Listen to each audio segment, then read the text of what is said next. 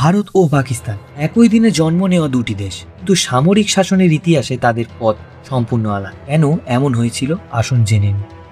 1947 সালে ব্রিটিশ শাসনের অবসানের মাধ্যমে স্বাধীনতা লাভ করে ভারত ও পাকিস্তান। দুই দেশই একই ঔপনিবেশিক প্রশাসন থেকে বেরিয়ে আসে, এমনকি তাদের সেনাবাহিনীর ভিত্তিও ছিল অনেকটাই একই রকম। কিন্তু স্বাধীনতার পর থেকে দুই দেশের রাজনৈতিক যাত্রা ভিন্ন দিকে শুরু হয়।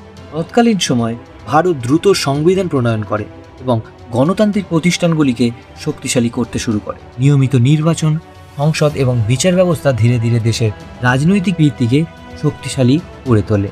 অন্যদিকে পাকিস্তানের স্বাধীনতার পর থেকেই রাজনৈতিক অস্থিরতা দেখা দেয়। সরকার বারবার পরিবর্তিত হতে থাকে, আর এই অস্থিরতার মধ্যেই 1958 সালে সেনাপ্রধান আইয়ুব খান সামরিক অভ্যুত্থানের মাধ্যমে ক্ষমতা দখল করে। এরপর আরও কয়েকবার পাকিস্তানে সামরিক শাসন প্রতিষ্ঠিত হয়েছিল। আরও একটি বড় পার্থক্য ছিল সেনাবাহিনীর ভূমিকাতে।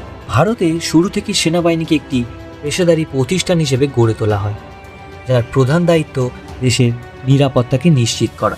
রাজনৈতিক সিদ্ধান্ত নেওয়ার দায়িত্ব থাকে কেবলমাত্র নির্বাচিত বেসামরিক সরকারের হাতে।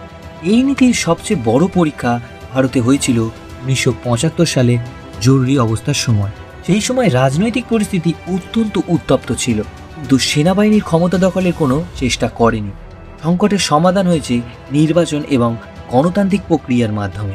তাই ভারত ও পাকিস্তানের মধ্যে পার্থক্য শুধু সেনাবাহিনীর শক্তিতে নয়, বরং গণতান্ত্রিক প্রতিষ্ঠান, রাজনৈতিক সংস্কৃতি এবং বেসামরিক নিয়ন্ত্রণের উপর। এই কারণেই পাকিস্তান একাধিকবার সামরিক শাসনের অভিজ্ঞতা লাভ করেছে, আর ভারত নানা রাজনৈতিক সংকটের মধ্যে দিয়েও গণতান্ত্রিক পথেই এগিয়ে চলেছে। আপনার মতে এই পার্থক্যের সবচেয়ে গুরুত্বপূর্ণ কারণ কোনটি? কমেন্টে আপনার মতামত স্পষ্টভাবে জানান। ধন্যবাদ।